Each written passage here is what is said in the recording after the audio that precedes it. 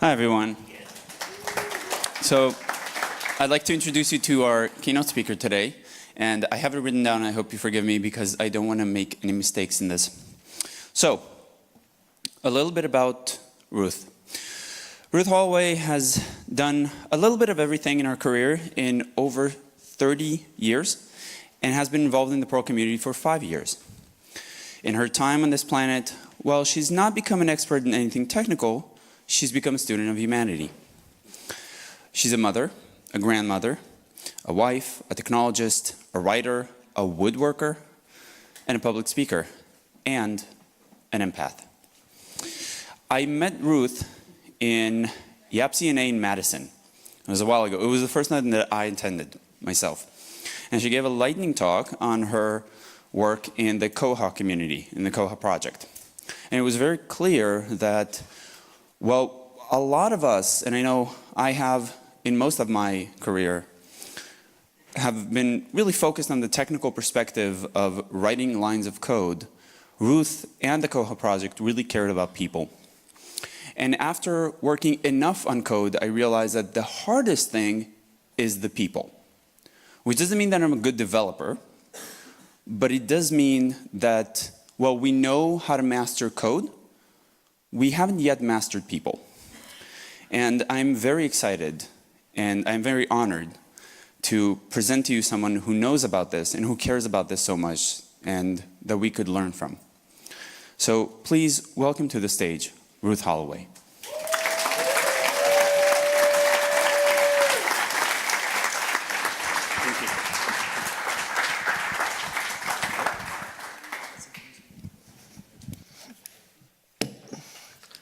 Thank you, Sawyer. Just to start out, and I'm going to get my slides here. Before I get started, I want to thank Sawyer and Abigail and Booking.com for bringing me here. I appreciate their sponsorship. I appreciate my employer, cPanel, for letting me come here and do this as part of the conference. I was not scheduled to come to this conference originally. It was kind of a last-minute thing, and I really appreciate the opportunity. I'm honored and humbled by it. It means a lot. As Sawyer said, I've been in the tech business for 30 years. I realized that a year or so ago, and it kind of bothered me a little. It felt very strange that I've been at this longer than some of my peers have been alive. I hear the chuckles, and it's all, the older folks that have been doing this. All right.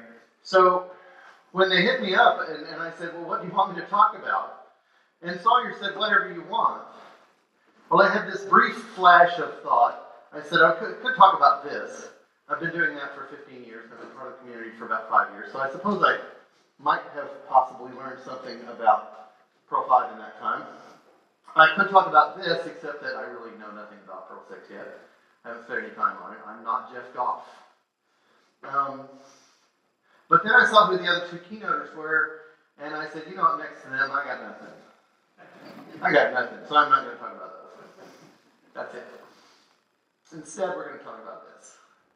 We're going to talk about it and talk about people and people skills and how you can use them to be a better developer, be a better person. Now, to get us started, I have a little exercise for you. You're not going to get off easy. You're going to have to work for this one, all right? And the first exercise, listen closely to the directions. We're only going to take about 90 seconds to do this, so it's going to be fast. Here in a moment, when I say go, everyone who is physically capable, please get up out of your chair. Find someone near you that you do not know. Now, I realize for Mark Keating, for Sawyer, for Larry, that might be kind of hard. But do your best. Find somebody you don't know or don't know very well. Maybe just that here. You can't find anybody you don't know. And exchange greetings with them. You can say hi, hello, good morning. You can greet them in your own language if it's not English. You can offer a handshake if that's okay in your culture. You can decline it if it's not. There's 2 rules. Don't ask any questions of that person, and don't offer any other information about yourself. Nothing. Just exchange greetings, and then return to your seat. As you return, somebody else might try to exchange greetings with you. Let them. It's fine. My goal is for everyone to exchange greetings with at least one other person in the next 90 seconds. Everyone clear? Ready, steady, go.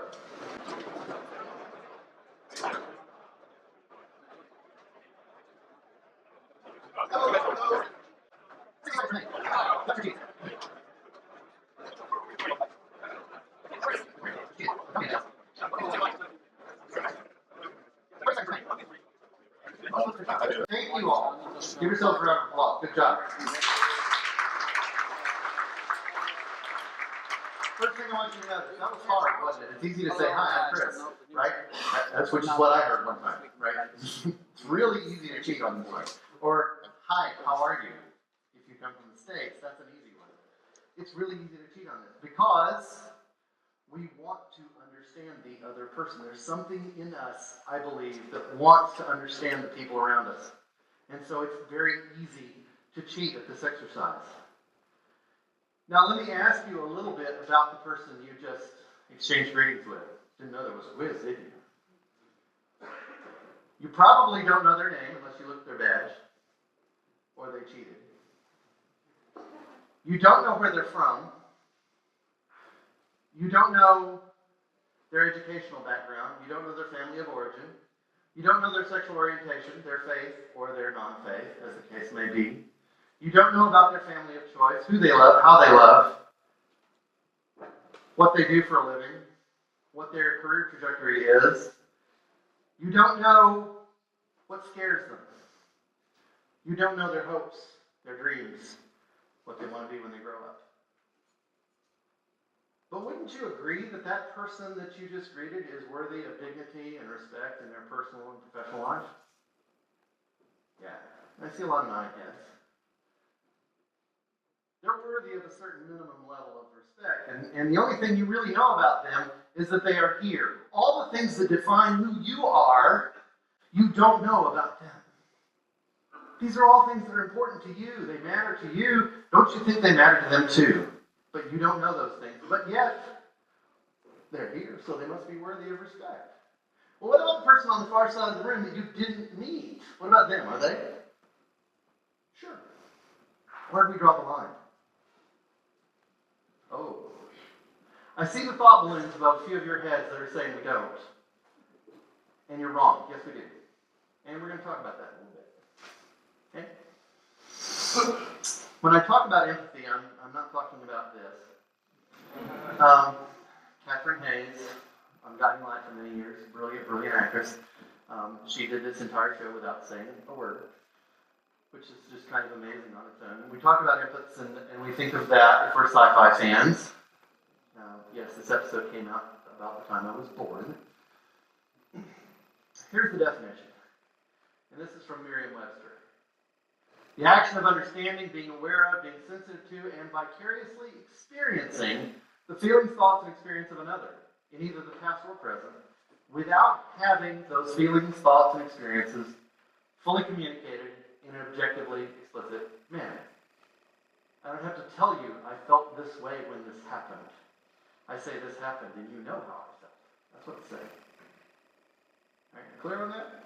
All right, let's check in the difference. I did write a little bit of Perl here. Perl-ish, yeah. Empathy is not sympathy. Sympathy is looking at another situation through your own eyes and saying, I feel with you. And empathy is getting into the other person's head and experiencing their life through their own eyes. It's not trivially easy to do. Sympathy, we're all kind of good at that. We've had people who have lost friends and family, and we're good at picking up the phone, most of us, and calling and saying, gosh, I'm sorry to hear about that. If your faith tradition requires it, you're one of those who will say, I'm praying for you and your family. Well, that's fine. I always take that as, gosh, I'm sorry to hear that, because I don't have a faith tradition. But empathy, actually living the other person's emotions, is a little more challenging.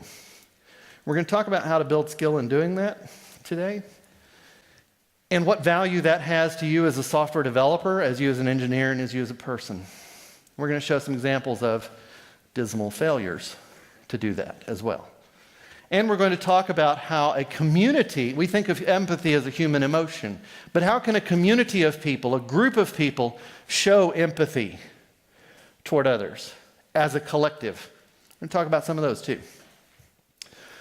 For many years, particularly in the West, We've had this mindset of leave your emotions at home when you come to work. Leave your situations at home. And frankly, I think this is kind of unrealistic. All right, we all deal with, okay, my kid is taking a test today that I helped them study for, or my child is trying out for the team, or my wife is at home sick, or my partner can't go to work today because their car is broken down and we're worried about how much we're going to have to spend to fix it. Or there was a windstorm last night and the roof has been damaged and I'm waiting for a call from the insurance adjuster. We all have those things, right? Some of you are going, yeah, that happened to me last week. Yeah, it does. It happens to all of us. And to say, oh, yep, I'm going to forget about that for 8 hours while I go and work is just plain unrealistic. You're not going to. I get it. So I don't get where this mindset comes from. Why businesses seem to persist in thinking that's a good thing. It's not.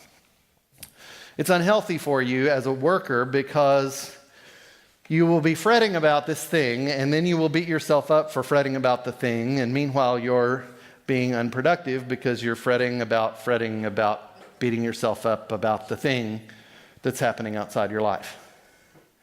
And I would contend that it's probably a better idea to let it happen, deal with it, and move on. And one way to do that is to allow empathy into the workplace. Now, I mentioned at the outset that I work for cPanel, so I'm going to talk a little about them. In 30 years, I've worked a lot of places, and I can say without any equivocation, the cPanel is the coolest place I've ever worked. I expected a woohoo from at least one of my coworkers. Thank you. There's a dozen of us in the room. Come on. Thank you. And it's not free lunch, and it's not free cell phone, and it's not great flexible working hours, and it's not a boss who upgrades you to first class when you fly overseas, and it's not, all of these are great things, yes, but that's not what makes cPanel great. What makes cPanel great, cPanel folks in the audience, would you please stand for a moment? These people make cPanel great. Thank you.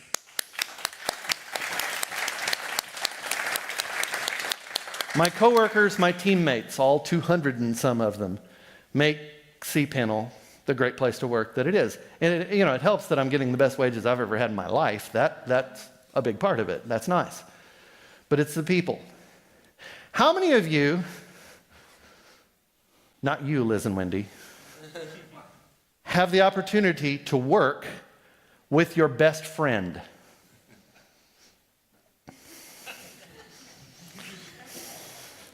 If Liz and Wendy didn't raise their hands, there's something wrong. I suggest counseling. Yes.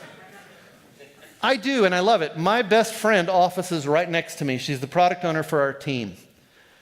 Her husband and my husband and she and I go places together. We go out to dinner. We go to movies together. They come to our place. We go to theirs. It's a wonderful, wonderful friendship that developed out of our co-working relationship. And I treasure her above many others. She is a treasure in my life, absolutely. And the nice thing is, if I have one of these externalities, one of these worries, one of these things going on, I can go to her and say, I'm worried about something, I'm off my game a little bit today. And my teammates, who also I'm very friendly with, accept that, help with that where they can, and understand. Because they understand, as some managers do not in some places, that we all experience these things. My coworker and her husband are buying a house. So everybody on the team that's ever bought a house before is like, oh yeah, boy, that's fun. Oh, you're in for a treat. Yeah, you got to get to the financing, you got to closing and inspection and all these things, And it's exciting and it's challenging. It's something you don't do every day. Unless you're, a real estate mogul. And none of us are. So we embrace that on our team and more generally within our company. Being human is kind of an essential skill. In fact, for a long time on our jobs website, it said quirky is A-OK. We have some odd characters on our. We have some interesting people that work at cPanel. A little quirky. but it pays out because we're all a little quirky, don't you think? Managers in the room. Any of you doubting Thomases still? Hope not. But just in case you need it, let's take the managerial look at benefits of empathy and openness in the workplace. Number one, you have a better team cohesion, team dynamic. Your team dynamic gets really, really good, really, really fast like this. We've got a solid team. Why? Because we're open and honest with each other about everything. Better job satisfaction, so your company climate report, everybody's going to be a little bit happier because they like coming to work, because they like the people that they're around. You're better able to understand problems that are presented to the team because you can put yourself in the stakeholders' shoes, the users, the managers. And you have reduced downtime due to these externalities. Everybody wins, okay? So, you're thinking about this and I see a couple of people who are still pretty new in their careers. If you've been in software development less than 5 years, okay, what's the benefit to you as a software developer? Well, you want to make things that people will find useful. It'll be meaningful to them. I don't know about you, but I got into software to change the world. Maybe in little tiny bites. Little tiny bites. We can't all be Larry Wall and change it in great big bites. I can hardly be Larry Wall. I know, right? We can't all be Damian Conway and completely rewrite how Perl gets parsed in a regex. We can't all be that. But we can all change the universe a little bit at a time. A little tiny bit. And software developers, I find, as a class, tend to be the people who want to make things better. They want to solve people's problems. Might be their own. A lot of open source projects start around that very premise. I have this problem, it's annoying me, I'm going to write some software to fix it. And then I'll let other people use it too. That's the premise of open source software, right? You want to write something. So to do that, you need to kind of take a look because the software needs to fill a need. It needs to fit in the framework of the person's life. It needs to fit where they are or within a distance of movement where they're comfortable. So if they're comfortable changing things a little in their life to be able to use the thing you write, you win. Or if they don't have to change it at all, this thing needs to fit them. So for that to happen, you need to understand their concerns, you need to understand their beliefs, their life, where they are. And that lets you iterate around this thing and make software better and better and better and better. How many of you are in agile shops? All right. Starts to look like this, doesn't it? All the agile people are familiar with this graphic. We all see this in the training. If you want to do fewer laps around that circle before your release, get into your users' heads. Understand what's going on in their heads. Otherwise, you're just going to drive them crazy, and it's going to drive you crazy, trying to figure out what they want.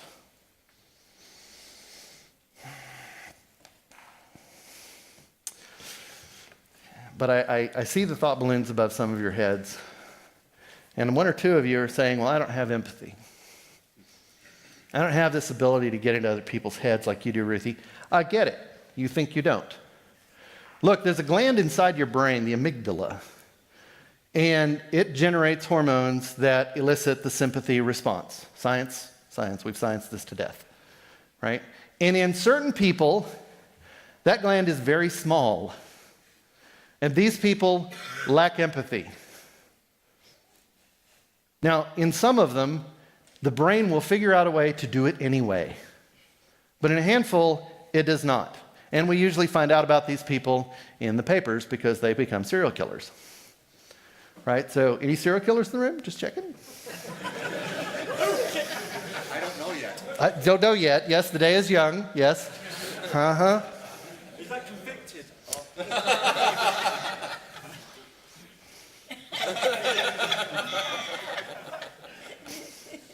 Don't start with me. You were wanting my help in Glasgow. You better, be nice to me. Uh-huh. Some of us, through ideological or experiential brainwashing, have managed to turn our empathy down to a very low level or off completely. And I say ideological, I don't really need to say ISIS or Daesh, do I? But yeah, this is an example of ideological brainwashing that turns off empathy. We have the same thing in the States. You have these very fundamentalist people who go and blow up abortion clinics and kill people in order to stop them from killing. Wait, yeah, exactly. And often that fails to make sense to the rest of us. And others, through their own experiences, through their own stressors in their lives, have become hardened. Maybe you've been hurt in relationships, and so you turn that thing off so that you don't get hurt. I would contend that you're doing much more damage than you would by getting hurt from time to time. But that's just me, okay? It is a skill. You can build it. You can grow in how to do this. Professor Simon Cohen from Cambridge wrote this in a paper a while back. Empathy is a skill. If you get a chance to practice, you can get better at it. What a great idea, Ruthie. Why don't we do that? Yes, let's. Okay, I have an exercise for you. The other exercise, we only have 2. Then you can relax. For the second exercise, you need to find 1 or at most 2 people near you. They don't need to be people you don't know. It can be your friends. It can be your neighbors. I'd love it if a couple of people came up so that I can participate. And please be sure and mute my mic while that happens. And exchange 1 packet of information. Each one of you needs to tell why you're happy to be at the Perl conference in Amsterdam this week. You're going to exchange 1 packet of information among the 2 or 3 of you, and that's all, and return to your seats. Everyone clear on the instructions? 90 seconds to do it. Ready, steady, go.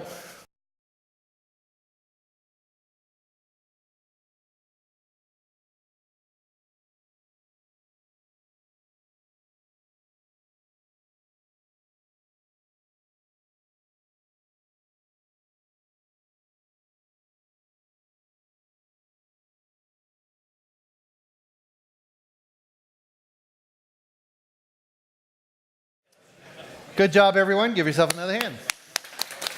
Thank you. Now, how many of you heard from somebody in your group that they were excited to be here because it was their first time in Europe, their first time in the Netherlands, their first time in Amsterdam? Yep, kind of figured. There's a few of those. You can empathize, can't you? You remember your first time in Europe, your first time in the Netherlands, your first time in Amsterdam. Your first time going to a place you'd never been before, right? We all get to do it at one point or another, obviously, or we wouldn't be here, right? Going to a new place, moving to a new town, going and visiting a conference in a country you've never been to. Hey, listen, for an American from the middle part of the country, from the flyover states, coming to Amsterdam is huge. I feel like I've been dropped onto another planet. And this one's pretty tame. A couple of years ago, I got to go to Jordan. Now, that was different. And India before that. Yeah. Mind-bending. It's mind-opening if you let it be. How many of you heard something that really surprised you? You were really startled to hear what you heard. A few hands. Good. Most of us weren't. Most of us were not. And that's empathy at work. That's empathy at play in just a tiny little 90-second dose. Like, yeah, okay, I've been there. Yeah, me too. When you say, yeah, me too, that's empathy talking. Oh, but Ruthie, you're talking about all these feels. Ruthie's talking about all these feels again. I hate it when she does that. Look, it's not just about the bad stuff. I was saying a minute ago about my coworker buying a house. It's not just about the bad stuff. It's also about the good things. They're all important.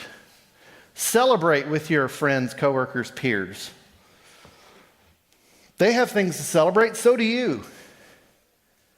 My teammates are cranked about the fact that I'm here. Now, they miss the fact that I'm not at home writing code.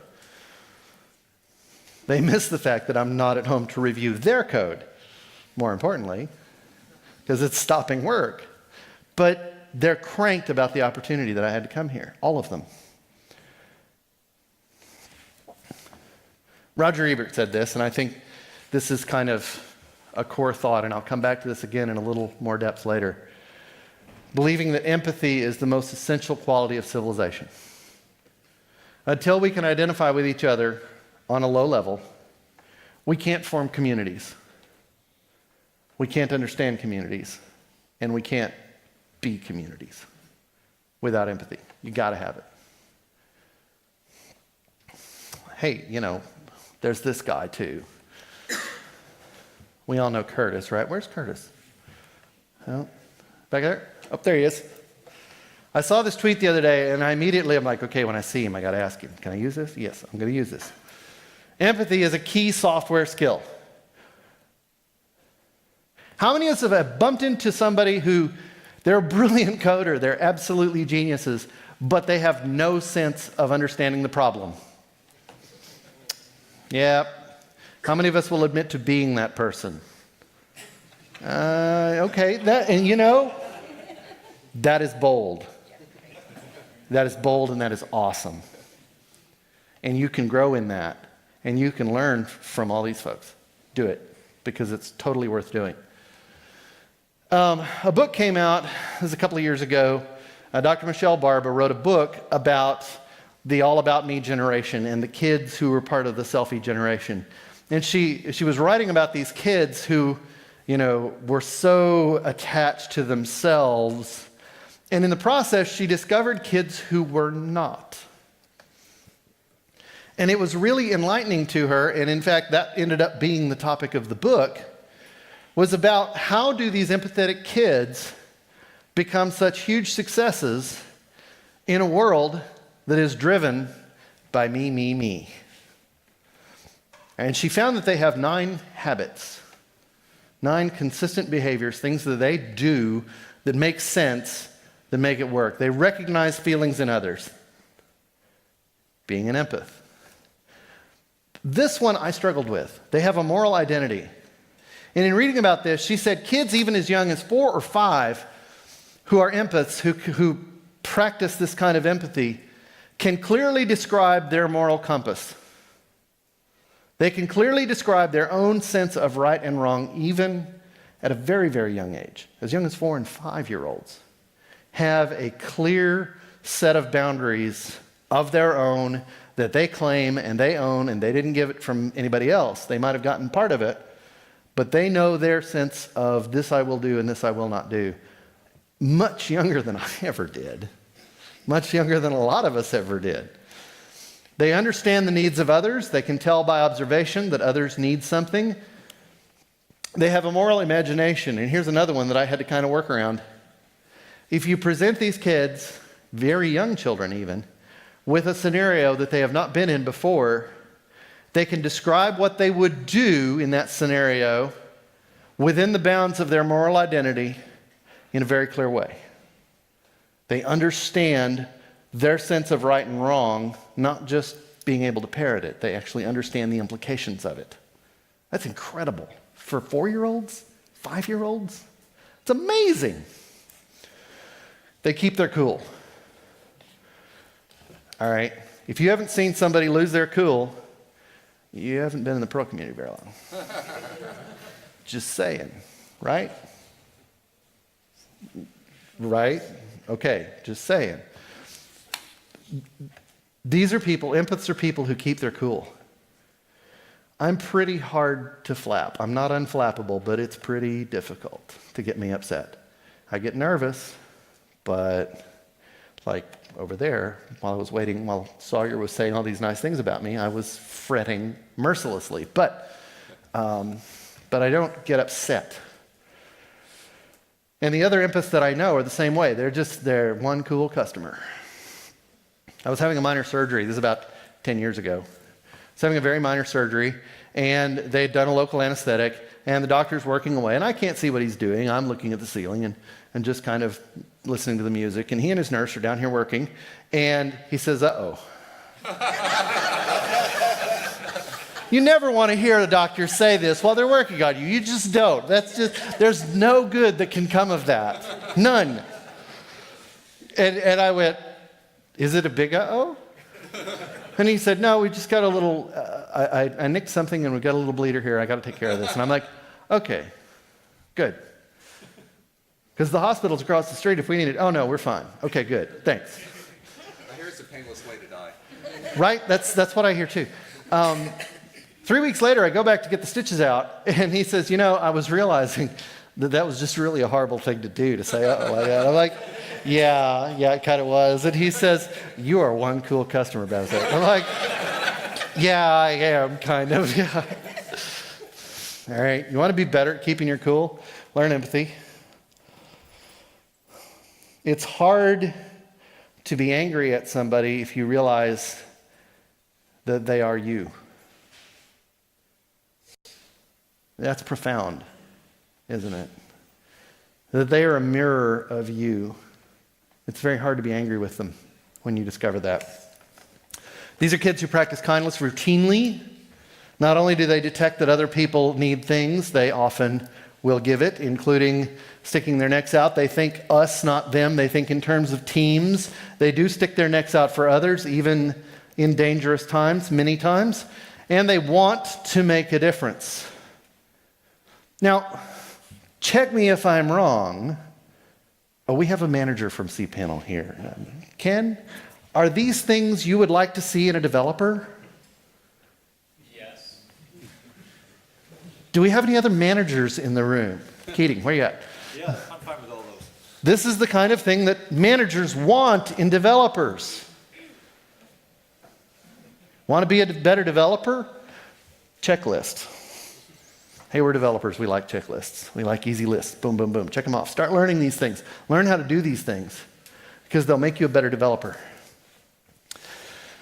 Empathy is hard, and especially in trying times,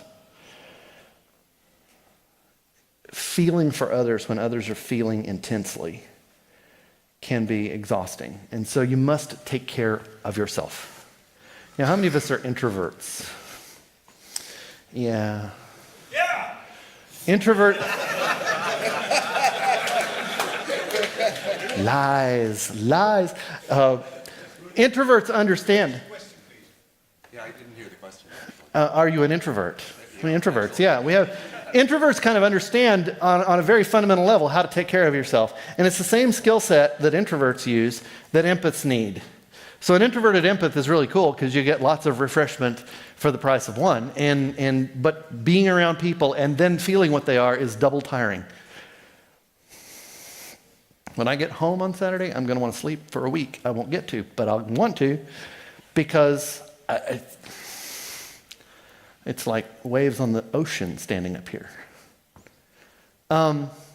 Your energy, your empathy is a finite resource. It is rechargeable. It's very high quality rechargeable. In fact, your capacity increases the more you use it. You get better at it. And so take time to replenish yourself. Alone time works for many. Now I realize for the extroverts in the crowd, that's hard. I don't like to be away from people. That bothers me.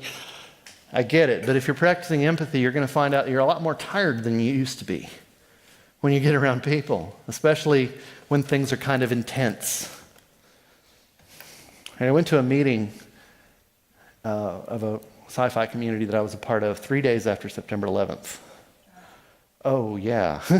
You know what I'm thinking, right? Oh, it was just intense. I'm like, God. I left in half an hour and I was sweating because it was just so intense that you could slice it.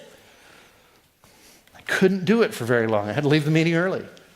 That happens sometimes. Wednesday, I was so excited to be here. I mean, first time at a conference in Europe ever. I was cranked, man. About 1 o'clock, I crashed. I'm like, no. And I went back over to the hotel, slept for a couple hours, felt better, came back, kept on. I missed a few presentations, and I'm sorry. But You got to recharge. You have to take care of yourself, and that's important. Now, watching my time, we're good. Let's talk about this guy. If you've been paying attention to the news, you know who this guy is. Yeah. His name is James Damore. James is in his late 20s. He has a Bachelor of Science in Molecular Biology, Physics, and Chemistry from the University of Illinois at Urbana-Champaign. He graduated in the top 3% of his class. He's not an idiot. We'll dismiss that word now. Not going to use it again. He was pursuing a Master of Science in Systems Biology from Harvard. Last time I checked, they don't let dummies in. When in 2013, he was hired by Google as a software engineer. And last week, a document snuck out of their network that he had written. Okay, we all know, anybody had their head in the sand that much that they don't know this much so far? All right, cool. He wrote a document that was kind of the media is calling it an anti-diversity manifesto. He's actually not anti-diversity, he just is clueless about a lot of things. There's some things he could have done a lot better research on and maybe had a better paper. But he wrote this manifesto about Google's diversity stance was wrong and it needed correction. And he actually believed in equality and he really wants to improve things. But because Google has been spending so much time and attention on hiring women and people of color, we've missed the boat. We've missed the mark and we're doing something wrong. And in so doing, we're discriminating against straight white guys. As usual. Thank you, David. Well done. For those of us who are in advocacy, this was nothing new. We've heard this song before. Here's some high points of the document. Women do not excel at tech because they are genetically different and more focused on openness than people. Because of their genes. Well, okay, let me back up a minute. So I found out about this thing Saturday. I was at another conference Saturday night. I tried to read it when I got home. It was about midnight, and I started about 3 paragraphs in. I had to stop. I'm like, I'm too tired. I can't emotionally get into this at midnight when I've been on the road all day long, because I'd come back that evening from Austin. And so I put it down. And the next morning, I got up, and I usually get up way before my husband. And I went into my office, and I pulled the document up, and I read the whole thing end to end. And I cried for about 30 minutes. And I cried for his coworkers, who now know that they have at least one coworker who doesn't believe they are as human as he is. And I cried for him, for his ignorance, that is completely curable. His ignorance is completely curable, but he persists in it. And I cried for me. Because I knew, number one, I was going to have to rewrite a third of my presentation. I'm like, nuts, I'm going to have to rewrite all this stuff. But I also cried for me because looking at that, it was the same kind of gender essentialist argument, it's all in the genes, that people use to destroy trans people. Transgender people get told the same thing all the time. No, your genes are male, so you're male, sir. Listen, you want a bunch of negativity from me back? Call me sir. You get me cranky real fast that way, all right? So Damore says that women, because of their genetics, are not suited for careers in technology. I would suggest that Margaret Hamilton and Grace Hopper and me and the 350 women I spoke in front of on Saturday all might have something to say about that. Women do not have the drive for status that men do, and therefore do not end up in leadership. We're not as competitive. And that Google should acknowledge that some roles are therefore not suited to women because they're not suited to emotive people, skilled workers, and so women should not be offered those jobs. He said that most developers that are women are focused on the people stuff, so they would make great UI developers, but the back-end hard development stuff should be relegated to men. and that helping marginalized groups excel through mentoring and support internally was excluding straight white guys, and they need it too, because they're being picked on mercilessly by the far left. Yeah, I'm constantly under attack. Also, as usual, yes. I'm constantly under attack all the time. Yeah, it's terrible. Yeah. Your family doesn't count. I'm not included. Do we need to separate you two? Because I'll bring Sawyer up here. He looks pretty tough. I think he can take one of you. All right? He even suggested solutions, clever guy. Demoralize diversity. Now, it took me a minute to figure out what the heck he's talking about here. Demoralize diversity. What he's saying is, Google has this moral imperative, this internal drive toward diversity, and we need to make that not part of the equation. We need to take that out and assess every hiring only on the costs and benefits. Stop alienating conservatives. I'm not even gonna. I could say I'm not even gonna. Stop restricting some programs to certain genders and races. Never mind that they're for those people. Listen, if you're a transgender person and you live in Texas like I do, you need a place where you're safe. Depending on where you live, I mean, it's a little better here in here in the Netherlands. It's a whole lot better. It's one of the best countries in the world for LGBT people. America is not right now. And so a place where you meet once a week with coworkers who are LGBT or allies or family is a treasure. It's an hour a week where I don't have to worry about those things. And until you've lived looking over your shoulder, until you've lived wondering if you're going to be fired when you get pregnant, until you've lived being the only person of color in your office, you don't understand. You can't without empathy. The cure for this problem is not more rules, it's more empathy. Thank you. All right, now Twitter, he said de-emphasize empathy. I just went, ha ha ha ha, very good. Ha ha ha ha. I tell you what, if I de-emphasized empathy in my life, started hiding in my office with the door closed all the time, it would not take very long at all before my teammates would be knocking on the door. Ruthie, you okay? Because they know better. Because they've learned how to exercise their empathy too. Now, Twitter, unsurprisingly, went crazy about this guy, especially when they found out his name. Holy moly, they went nuts. They're still going nuts. Oh, absolutely. And people who actually believe what this guy believes are also going crazy too, by the way, which kind of proves the point. This is serious entry-level stuff. The research that he cites has actually been proven wrong. Yeah. Now, flat earthers in the room? I was checking. No. I think we have trolls in the back of the room, certainly. But yeah, flat earthers, no. We've scienced this to death. We know, right? All right, there's plenty of science that says James Damore is wrong in the core assumption that his paper is based on. His core assumption is incorrect. Period. Full stop. We don't need to waste any more time arguing the contents. It's like if you said, we're going to revolutionize ocean navigation. By the way, the Earth is flat, and all our assumptions in the software are based on that fact.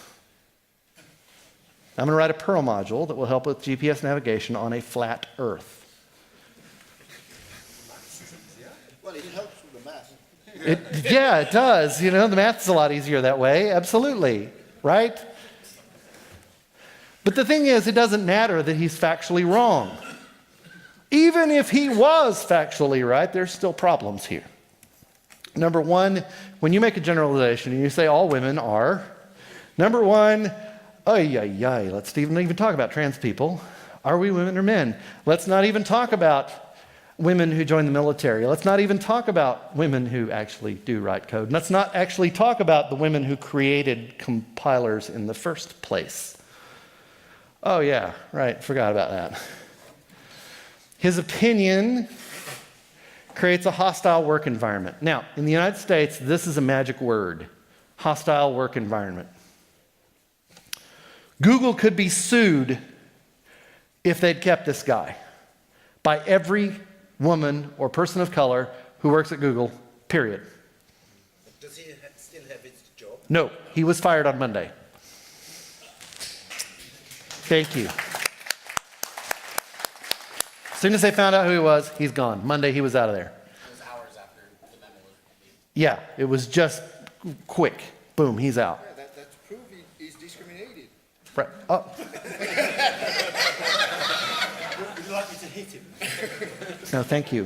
Violence is such a transitory pleasure. Don't do it. Gods, really? Okay.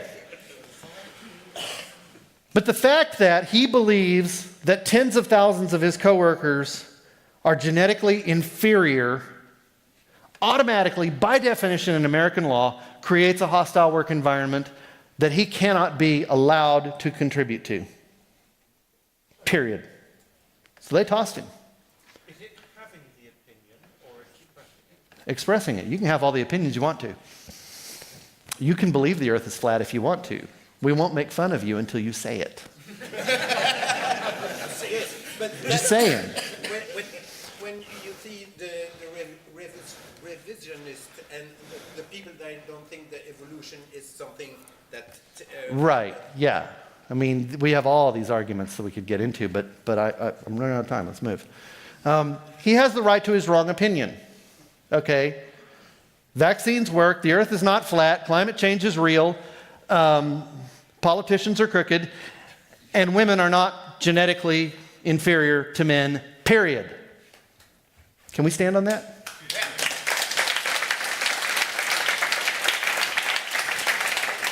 And, you know, this came out in Twitter. Getting fired because you told the thousands of women you work with that you believe they're genetically inferior is not a free speech issue. No, it's just rudeness. Okay, so it's easy to just say this, you know. Well, it's easy to just, that's it. But I got to say, there's a little bit of blame to be laid at Google's feet here. Their code of conduct talks about these kinds of things, but then they also create these venues where they say, we value all opinions. And it might have been useful, because this person has lived in a sheltered little bubble for way too long, to say, but don't forget the code of conduct, please. You know, they needed to be a little clearer about that, apparently, because he didn't get it. Now, Sawyer referred to this. You've seen this XKCD that says, you know, your First Amendment rights are not being violated here. The First Amendment in the United States protects you from being arrested by the government for your speech. That's all. It does not, in any way, take away consequences that you might suffer from other humans as a result of your speech. The government can't arrest you. And when you get kicked out of a community for saying heinous things like this, it doesn't mean that they think automatically that you're wrong. They might think that you're wrong or not, but they think you're being a jerk about it, and they're showing you the door. I love this thing. Here's the thing, and this is where empathy comes in. You say, I can't empathize with him whatsoever. This proverb, all right? When I was James Damore's age, I had some weird political notions too. Okay, I'll admit it. I thought Texas ought to be its own state. It ought to be its own country. Be its own country, right? And separate from the United States, because, you know, we used to be a huge, huge economy, and now we're not. And, you know, there's just lots of good reasons. Plus, we're tired of D.C., right? Well, so I started hanging around some people who also believed that. I found them online and started hanging around them. And I realized after a little while that my other friends thought those people were crazy. And I had the sense to start asking why. And I did a little research and found out that their legal reasoning was specious at best. And I realized that they were, in fact, crazy, and that what they were wanting was really not all that plausible, and so I quit hanging around those people. In the process, kind of grew out of that opinion. There are good reasons to be part of a larger union. Now, that does not mean I'm not frustrated with what goes on in DC. I still am, very much so. But if I had not lived that experience, I could have been James Damore in a different life. How many of us have been through that? We all kind of live with that in our 20s. We have these odd ideas, and we think, of course, then Larry has these odd ideas, and he implements them, and it's a language. Damien has these odd ideas, and he implements them, and then keynotes about them. They're right? still crazy. They're still crazy, yeah. Yeah, still crazy ideas. But we all kind of grow up. There's a large number of us that have these kind of odd ideas about politics, about other people as we grow up, and we have to learn. We all could be him. He's just living it much more publicly than we used to, right? Because the internet. Okay, coming up on the end. We're nearly done here. Let's talk about how communities exercise empathy. Okay? I'm a part of a Facebook group. I'm an administrator on a Facebook group. David Adler's a member. Jeff Goff's a member. And we have a small community chest, a little fund of money. And when a member of our group lets us know that they've had a loss in the family or lost a job or hurting in some way, we go to Amazon and we buy them a teddy bear or some of those stuffed animal, and we send it to them with a note that says, here's a little love from the Friends of Mike Callahan. A bunch of fans of Spider Robinson's writing. If you're one of them, let me know. You're welcome to join. That's a community expressing a little empathy, expressing a little sympathy at the same time. Hey, we feel you because we've been there. That fund, periodically, we put out a call for replenishment of the fund, and, we managed to keep a few $100s in there so we can always respond. And a few times we've responded to direct needs. We had a member who had a CPAP machine and it broke down, and she needed a new one, and she didn't have, $100 or something. So we sent her $100 to take care of it. We also celebrate the good things. They bought the wedding license for me and my husband. They paid the amount that I had spent at the county clerk's office for my wedding license. What are some other ways that communities can show empathy? Well, the Perl community has found some ways. Thank you, Mark Keating.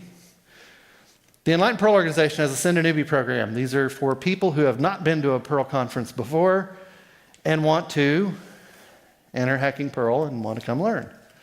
And there's not a lot of requirements. And in fact, when EPO took over this program, they actually removed a bunch of requirements. You don't have to be a student anymore.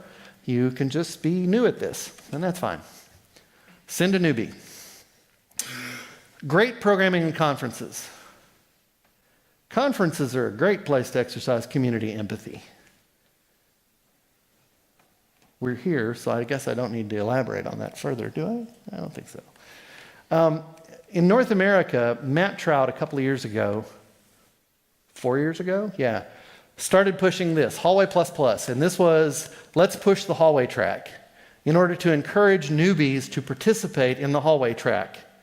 And if someone was wearing a button or a sticker that had Hallway++ on it, you were encouraged to come up and join in the conversation that they were having. So he encouraged people to put this sticker on their badge, which told everyone around them, you can always talk to me. That's all. Thank you, Dana. It was a great program, a great idea. I think we're going to start pushing it again next year because it was really, really valuable for getting new attendees in particular to participate.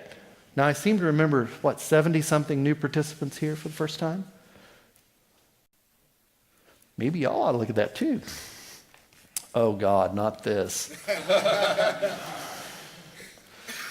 All right, codes and standards. Right, codes and standards of conduct. Look, let's face it, there's a few of us that just can't get this empathy thing, and we need some rules to live by. Yes, but that's not what it's about. Really? Okay, when codes of conduct started being a thing, John Scalzi was one of the first big speakers. Oh, wait a minute. Yeah, when you get one of these, this is the important part. Enforce it consistently. You can write a great code, but if you don't enforce it, even on the top members of the community, better behave, Larry, then, working on it. If Larry misbehaves, we'd all be surprised, all right? But Scalzi took the Code of Conduct pledge, and he said, now, Scalzi is a white dude. He's a privileged guy. Plus, he's got a bucket full of money, like many top authors do. It's not like he could hire bodyguards if he wanted to, and then he wouldn't have to worry about getting skeeved on. But he's not worried about that. He's worried about the people who come to see him. And he wants them to be taken seriously if they report a problem. Empathy? Funny that. All right. Now, I'm in a position where, I might have 2 or 3 fans who actually travel to see me. And yes, I do want them protected, but I'm also doing it to protect myself. I'm also encouraging these things because I and people like me are frequently the target of shenanigans. Now, remember earlier on I said about lines, and we don't draw these lines and throw people on the other side of them. This is going to be tough, all right? This is going to be a little hard, and I'll just take a minute. If you're willing to admit it, and you've been sexually assaulted in a professional context, at work or at a professional conference, see hands. Mm-hmm. If you've been hit on in a professional context, by email, in person, at work, raise your hands. If you've been the target of a profanity-laden rant in a professional context, thank you. A couple of things to notice. We had a lot of hands going up and down. And the other thing is mine never went down. All of those things have happened to me in the last 4 years and more. As a speaker at a professional conference, have you ever been treated as less than other speakers and given lower level of privileges because of your gender, gender identity, sexual orientation, race, religion? I have. In the Perl community. Ask me about it later. This stuff happens. And it continues to happen. And yet, I hear people who continue to push back against codes of conduct. I'm like, it happened to me. I was there. Right? And I had somebody who told me, no, it didn't. I'm like, dude, you weren't there. I was. And when I say dude, I mean it. It's uniformly straight white guys who are the worst pushbackers ever. They're the ones who do this all the time. Like, nope, we don't need these. This doesn't happen in my community. Yes, it does. First time I did a keynote about codes of conduct, I had a guy come up and he said, this doesn't happen in my community. I said, are you a community of one? He said, no.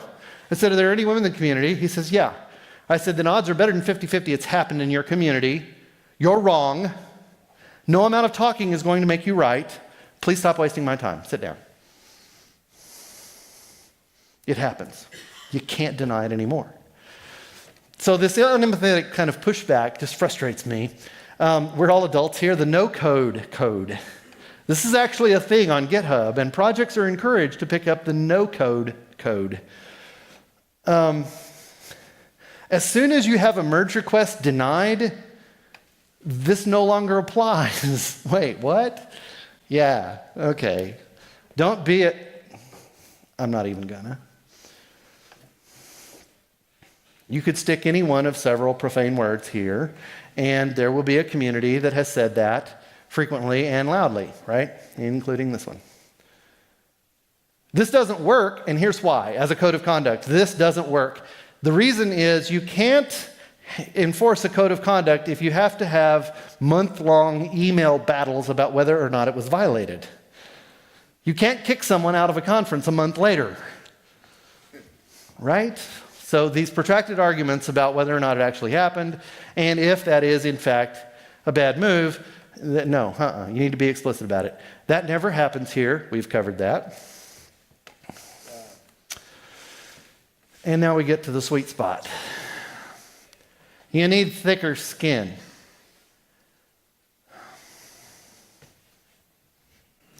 We don't need thicker skins.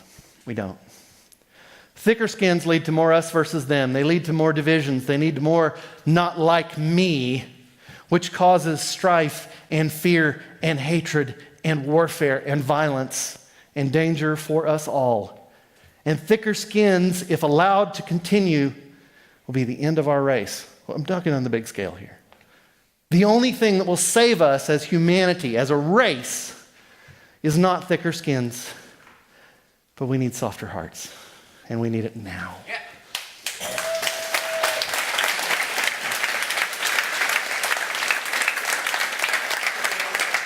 Caring less and less about each other is only a way for us all to die miserable and alone. It is not a way for us to be healthy. It is not a way for us to be happy in any way at all. Only empathy, only softer hearts, only caring about the person sitting next to you more than you do now will save us from ourselves. I'll finish with Maya Angelou. It's a good place to finish, right? She said this: I think we all have empathy, but we may not have enough courage to display it. And my challenge to you then is, how courageous are you? Thank you.